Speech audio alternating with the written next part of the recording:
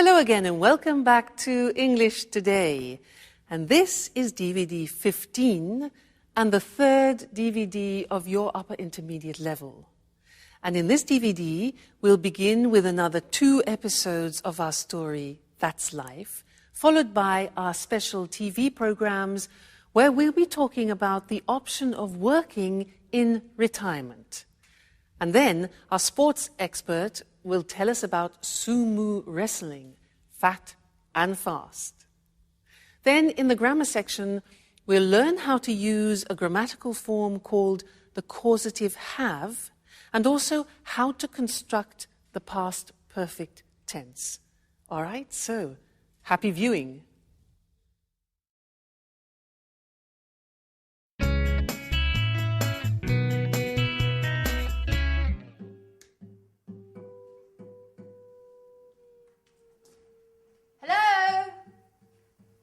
Anyone home? Anne, it's great to see you. Hi. Oh, you look great. Oh, thank you, Paolo. You look well yourself. And this house is so untidy and so dusty. I know. Let's give this place a good clean. The others will be here in a minute. Let's get started straight away.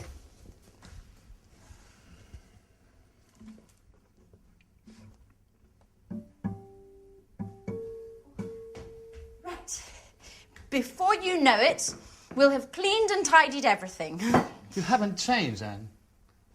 Cleaning, dusting, tidying. It's just like when we were at university. Can't you think of anything else? Oh, look who's talking. Always strumming away on your guitar. Come on, Paolo. Don't be lazy. Oh. Come on, let's get started.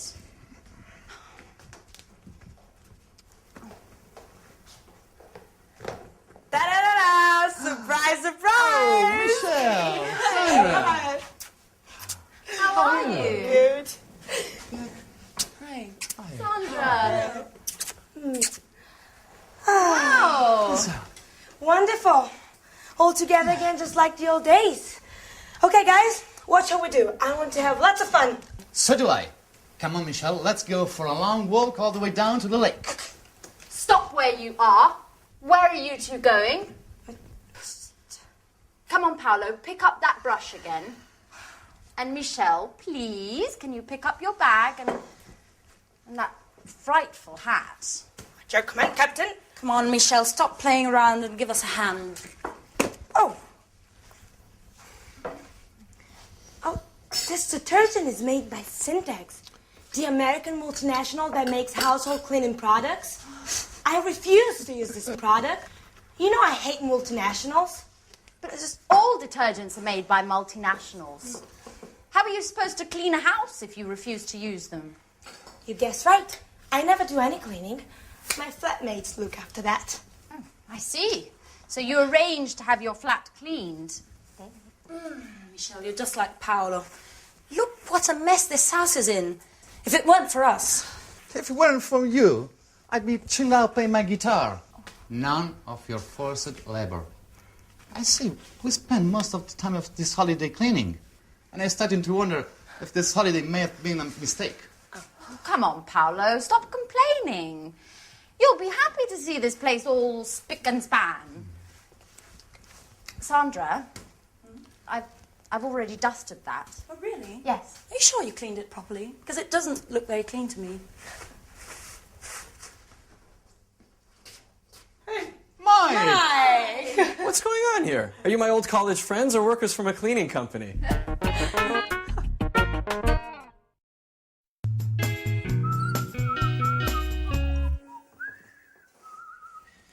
Come on, put away those brooms and detergents and let's toast the good old days. But Sarah's not here yet. That's odd. She should be here by now. She said she'd be here just after lunch. That's right. And she's the one who organized this reunion. Am I wrong? Or are you talking about me? Oh, Sarah, at last! Oh, don't get up.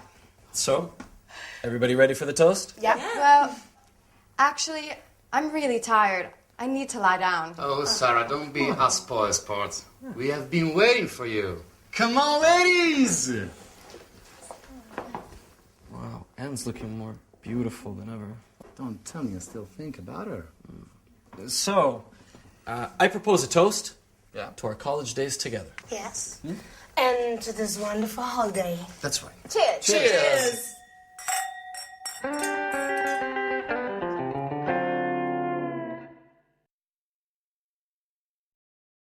Hi again, and welcome back to your live TV program to learn some more English language.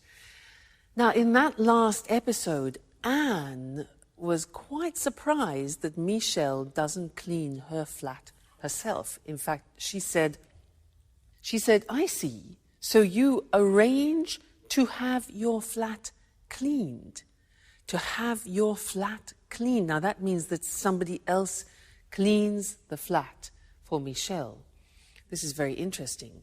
Well, in fact, that's what I do too. I don't clean my flat myself. Somebody cleans it for me. So I have my flat cleaned every 2 weeks.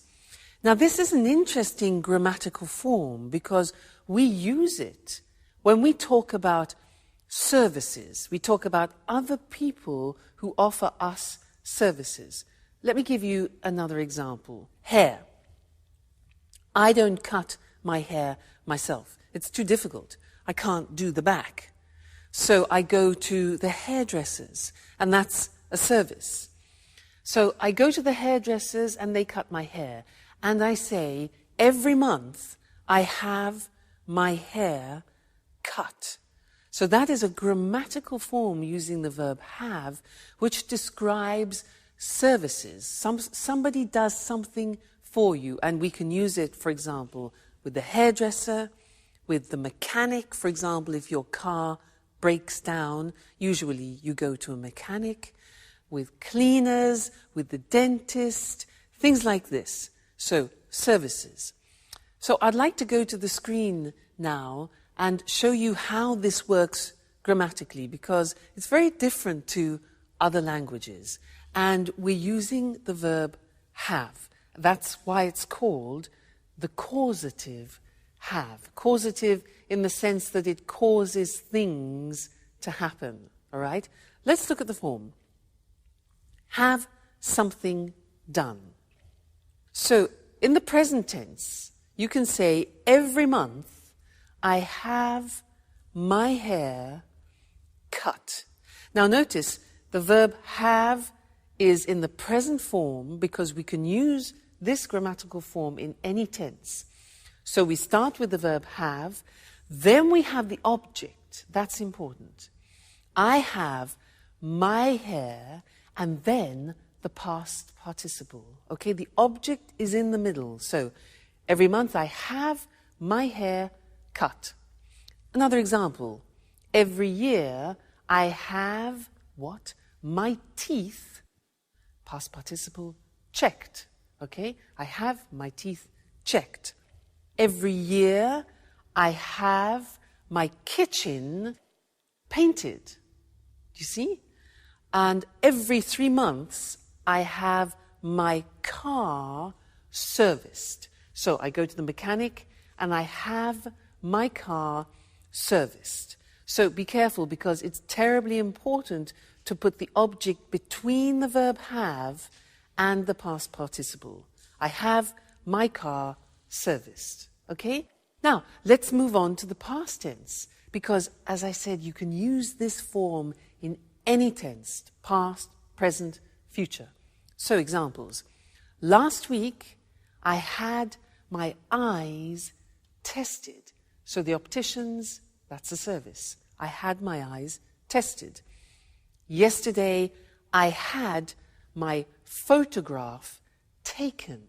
Often when you need to renew your passport, for example. Last week, I had my dress dry cleaned. Again, that's another service. You don't do it yourself. Somebody does it for you. Okay? So the verb have goes into the past. I had something done. And now let's look at the future. Tomorrow, I'm going to have. So here the verb have goes into the future, expressing an intention. So we have, I'm going to have my scooter repaired. All right, object in the middle. Next week, I'm going to have my hair colored.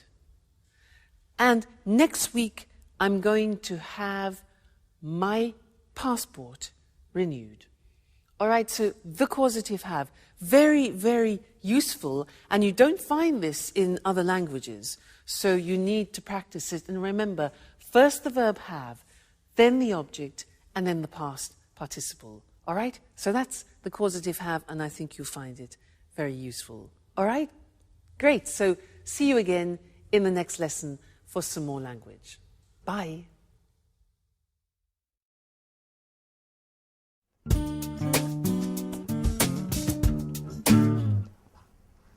Life's hard for musicians, you know, Mike. Sample recordings, auditions, the odd performance. But never anything serious. Always waiting for the big break. You know, Paolo, I think no one has understood your talent yet. You'll see. You'll be successful one day. I certainly hope so. I need to make money somehow. Why don't you get a job? Something, until you make it as a guitarist. What would I do? Working in a bank like you? No, that's not for me.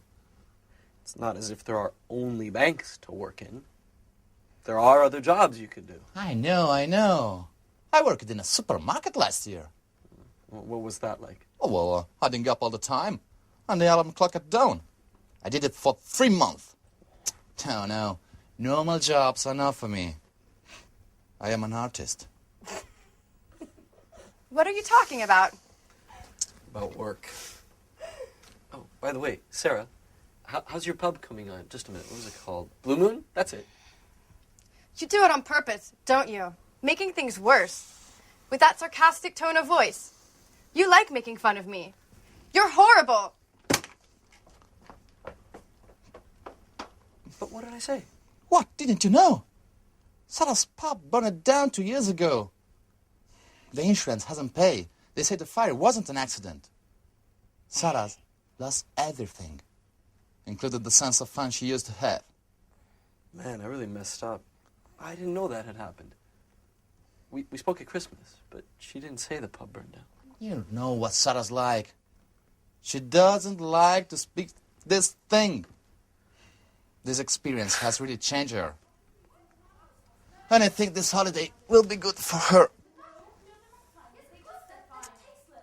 Hey, what's going on?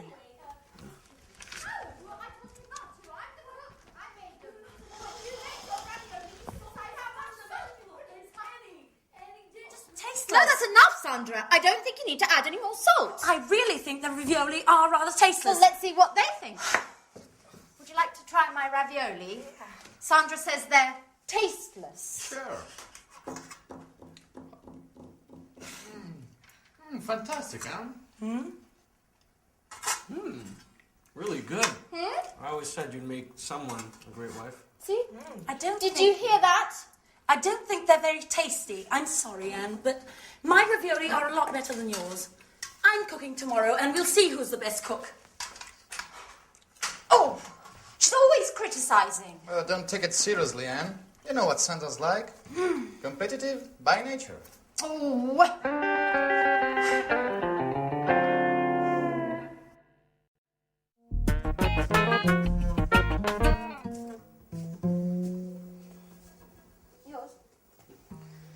Okay, guys, let's have a chat. Tell me what you've been doing since we last met. Well, Paolo and I were talking about our work and our hopes for the future. Work. Let's talk about something a bit more interesting. Romances, passionate love story, things like that. Oh, you, for example, Anne. Have you got a boyfriend? Me? Well, why me? I've got to go to the kitchen to check on the roast. Oh, come on, Anne. Don't be shy. Answer Michelle's question. Okay. Well, there is someone. But he's not my boyfriend. What does that mean? He's my flatmate. His name's Jack. And he's going out with a friend of mine called Sharon. But I still hope I have a chance. I really do like him. And I think about him all the time. Are you in love? Maybe. Yes. Yes, I think I am. Wow. I adore passion and tormented love stories. I've really got to go now and check on the roast. It'll be burning. Michelle, can you come and give me a hand? And then come and tell the others that dinner's ready.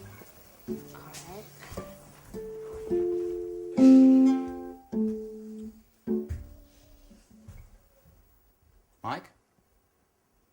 Mikey? Hello? Anyone there? Yes, what's wrong? Oh, you tell me. You look as if... I'm finished, Paolo. I wasn't expecting this. What? I thought that... I'm stupid. What are you talking about? What do you mean? Anne, she's in love with another man. And I was hoping that, we could become more than just good friends during this holiday. I've never stopped thinking about her. What an idiot. Sorry, Paulo, I have to be by myself for a while. No, but...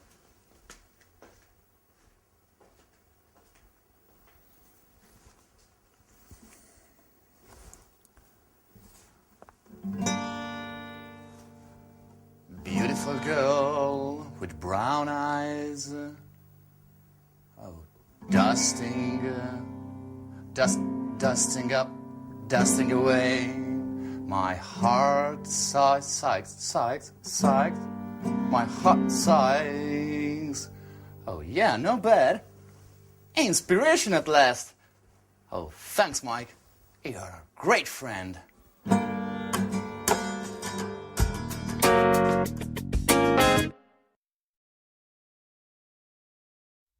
Hello again to you and welcome back.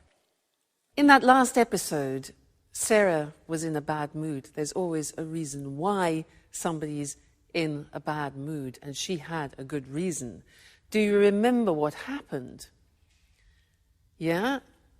I'll read it to you so you do remember, because it's useful for us. It introduces a new grammatical form which I want to teach you. Paolo said, when she arrived, the place had burnt down. Now, can you imagine Sarah goes to her pub and it's burnt? So he says, when she arrived, the place had burnt down.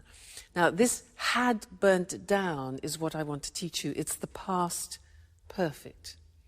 Let me give you another example, because we use it when you have two actions.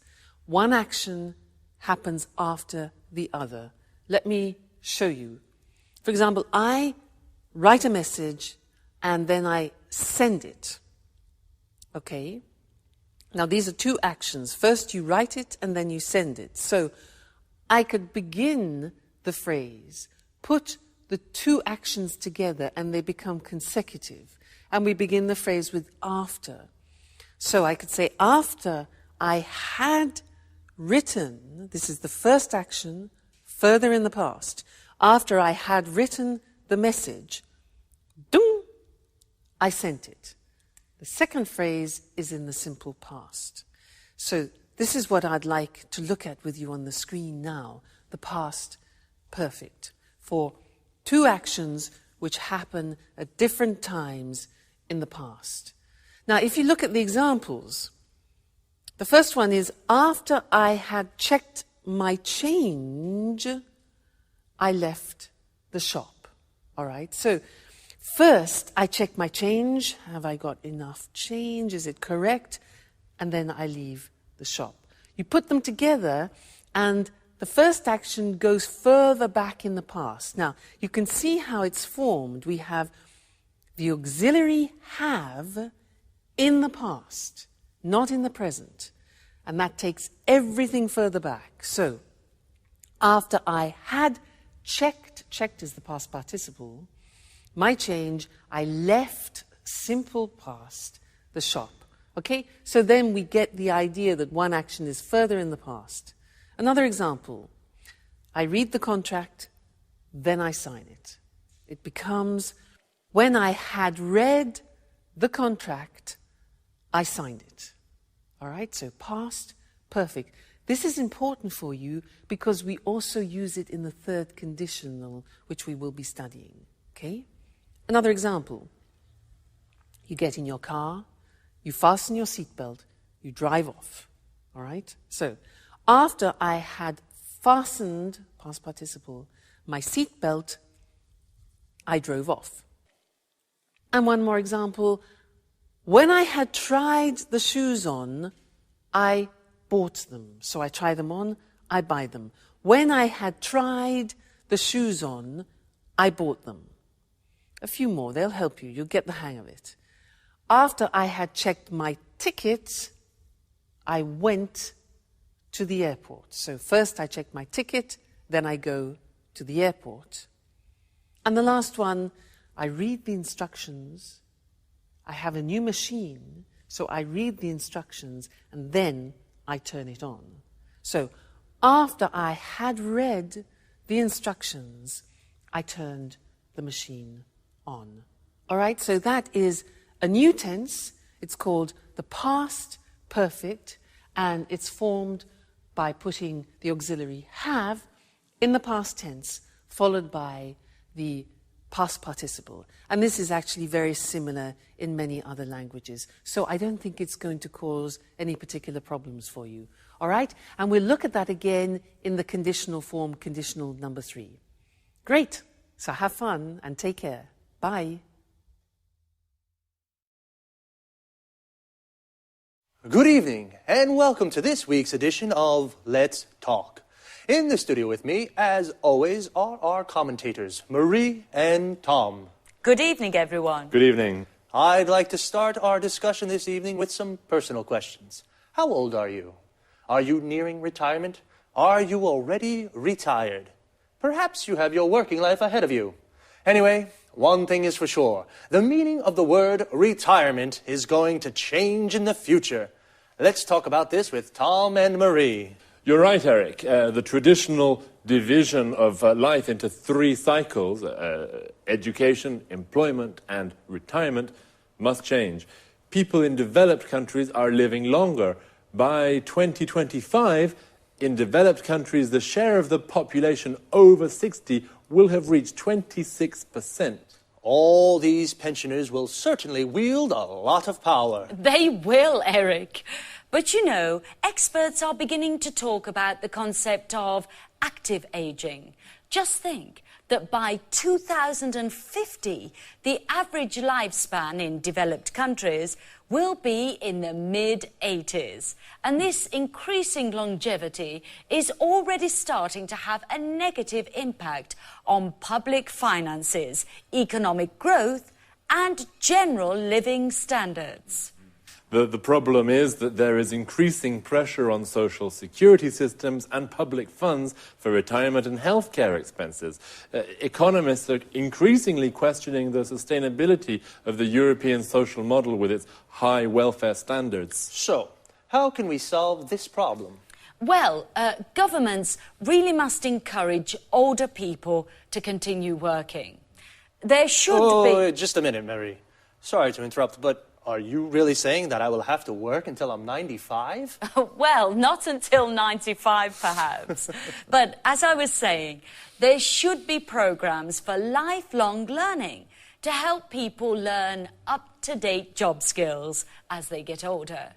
People about to retire should plan ahead and find some way of working, maybe a part-time job. Well, some American companies already have phased retirement programs. How do they work? Well, retired employees go to the company website where they can find project work for the company. This may last 2 days or 2 months, and the retired workers can manage their own time and work when and where they want. If they need some training to do the job, they can go to the company website and take a short course using the internet to learn what they have to do. In this way, retired people have more money, and the companies can use the skills of their retired workers. Yes, more money, but less free time. I don't think I like the idea of having to work in my retirement. And you, ladies and gentlemen, what do you think about this? Well, thank you to our commentators, Tom and Marie, and goodbye. Thank you. Thank you. Bye-bye. And goodbye to you, and see you again next week for another edition of Let's Talk. Well, today's discussion was about how retirement will change. Retirement is when people stop working. The retirement age in European countries is around 60. We say a person retires. To retire means to stop working. And a person who is retired is a person who has stopped working. They are called pensioners. A pensioner is a retired person who receives weekly or monthly payments from the state. The money a pensioner receives is called a pension. So why and how will things change in the future? The average lifespan is increasing. A lifespan is the length of a life. So people are living longer. We call this longevity. This increasing longevity is having a negative impact on public finances and living standards. Public finances are the money a government has to spend on its services. And living standards are what we call the general level of life in economic terms. There is more pressure on social security systems in Europe. A social security system of a country is the system of a country has to support the members of its society. For example, sick, unemployed, or retired people. Economists, these are economic experts, question the sustainability of the European social model. That is, the social security systems of European countries. The sustainability means the ability to continue doing something. Because welfare standards in Europe are high, welfare is the economic assistance a government provides for people in need. So, people need to plan ahead. To plan ahead is a phrasal verb. That means to make plans about something that will happen in the future. Well, that's all from me. Take care, and I'll see you next week for another edition of Let's Talk. Good afternoon, and welcome to this week's edition of Sports Special. With me in the studio is John Forbes, our sports expert. Hello, Eric, and good afternoon to all our sports fans. Well, John, which sports are you going to talk about today? I'd like to talk about sumo. Interesting. I must say I know something about the martial arts, karate and judo, but sumo? I know almost nothing. Those enormous guys, their unusual hairstyles, their colorful and rather unusual clothes. So, please tell us more. Well, Eric, you know sumo is a martial art too, and it's Japan's traditional national sport. In fact, it's one of the world's oldest sports. It was first mentioned in a Japanese book more than 1,000 years ago, but experts believe it might be much older. Really? More than 1,000 years old? Yes, and you know there are also ancient wall paintings showing the sport. Archaeologists think prehistoric man may have done sumo as a form of prayer to the gods for a good harvest. I think most people in the West watch these enormous wrestlers without appreciating these ancient traditions. That's right, Eric. Sumo isn't just a sport. It's more a way of life, and it's played an important role in Japan's cultural and religious history. In Japan, successful sumo wrestlers are looked up to as role models and heroes by many people. How does a sumo match work? Two men meet in a ring that is about 4.5 meters across. The aim of the game is to force your opponent out of the ring or make a part of his body, apart from the soles of his feet, touch the floor. A bout can last just a few seconds or as long as 3 minutes. Sumo wrestlers are very big, but they can move very quickly. Do you think I could be a sumo wrestler? Well, if you put on 100 kilos, maybe yes. Sumo wrestlers start their training when they're young boys. If they show promise, they go to live in a traditional Japanese house called a sumo stable. The young boys train a lot and look after the older wrestlers. They prepare their food and clean their rooms for them. Everyone in the sumo stable eats a lot.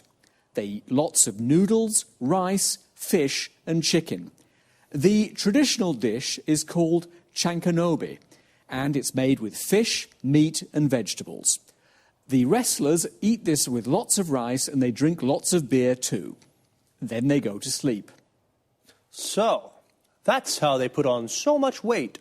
Yes, the secret is to eat a lot and then sleep. This helps the wrestlers put on weight. And the wrestlers' hairstyles, where do they come from?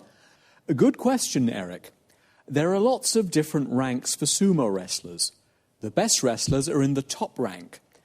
The style of a wrestler's hair depends on his rank. All the hairstyles come from samurai traditions.